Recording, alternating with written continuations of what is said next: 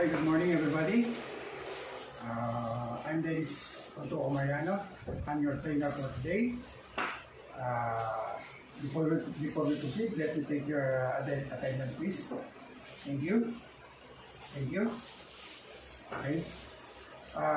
This is our school. Our school name is Global Access Language Institute and Assessment Center. Our school is located at Room 306 R&D Building, Bagbag, Quirino Highway, Novaliches, Quezon City. Our vision to be a primary textbook institution where top and quality of education are being delivered. Our mission is to equip the individual right knowledge, right skill, and right attitude, and making them highly trained with their skills and globally competitive on their chosen field. Okay. For today, I do CBT orientation for EIM and C2. There are competencies, basic competencies, common competencies, and three core competencies. The three core competencies is perform wrapping activities, wiring and cabling works for single-phase distribution power, lighting, and auxiliary system. Install electrical protective devices for distribution power. Install wiring devices or floor, wall mounted outlets, lighting, textures, and auxiliary outlets. Now we will conduct a recognition for prior learning. This is RPL. Conduct data gathering regarding trainees. Profile characteristics, form data gathering instrument for trainees, characteristic, assessment, and if you are beginner or experienced, 5 minutes. Okay. Form self-assessment checklist for me to access you and underpinning knowledge, 10 minutes. Form pre-test questionnaire and answer sheet for me to understand your baseline knowledge about electrical installation maintenance LC2, 15 questions, answer in 20 minutes. Okay. Later on, I will grouping you based on your RPL result. Okay. This should be the agenda for today. I will do CBT orientation, which pre-assessment, CBT orientation, and feedback. Okay. And then the competencies. Competency is the application of knowledge, skills, and attitude required to perform work activities to the standard expected in the workplace. The framework that will handle that competencies is what we call the competency based on training. Curriculum developed from competency standards defined by the industries, and then based on the system on which student training is trained on the basis of demonstrated ability rather than on that elapsed time. Assessment is based on the collecting of evidence, the performance of work according to the industry required standard. Okay, this will be the difference between the traditional approach and the CBT.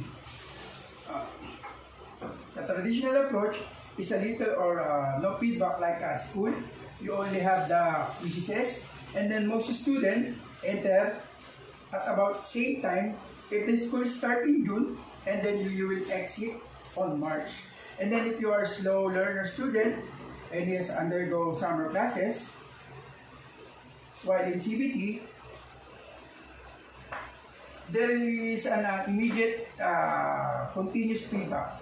Me as a trainer, we always guide you on how to do tasks self-paced, meaning I will provide you a learning material that you can read them and then you can make all self-available.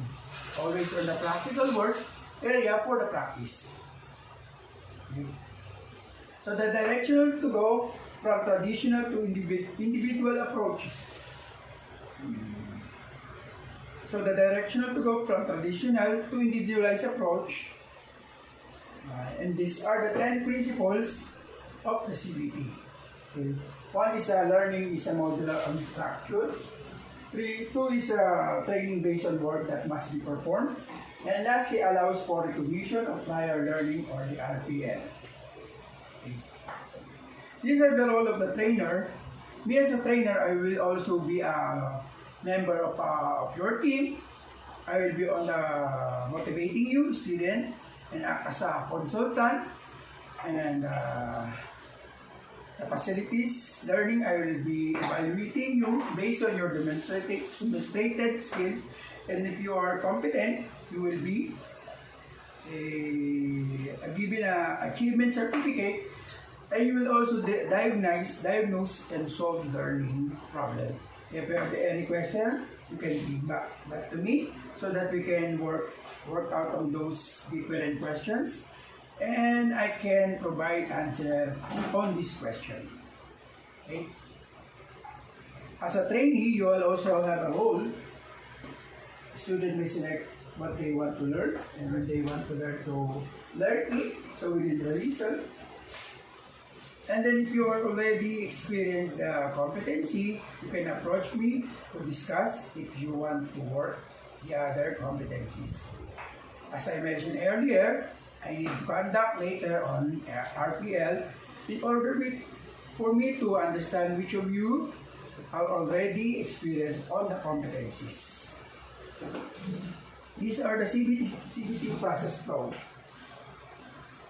And it starts with you. Training enters program, administrative RPL, orientation, and the role of trainer and the trainee. And these training selects will go to competencies and receive instruction, administer learning contract, organize learning strategies, provide materials, introduce CBLM materials, introduce the uses of achievement progress report. And these are the packages. Review learning package, view multimedia materials, use manuals, and then observe demonstration, practice skills in workshop, receive assistance and advice. And then we'll go to training practice tasks. Also trainings observe performance. And then trainee roles rates on performances. Trainers rates performance. And we'll go to, and then you'll get the satisfactory performance competency. And then after that, we'll go back to the trainee select competency and receive instruction. And then again, you will have example and all the competencies. And then after that, you will go to the national assessment and trainees exit program.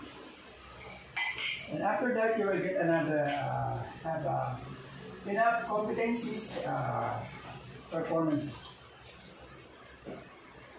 And then we will go to trainees exit program. And then you will go back again to the trainee enters program, administer appeal and then retention role, and the trainee entries.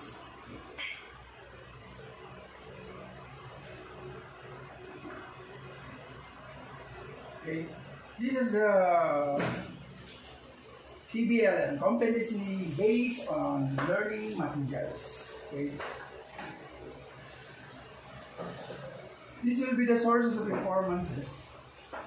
This will be the sources of information for you acquire knowledge and stick into the particular trade independently and at your own pace with minimum supervision or help from your instructor. You need to go through the CBLM, you need to learn through CBLM.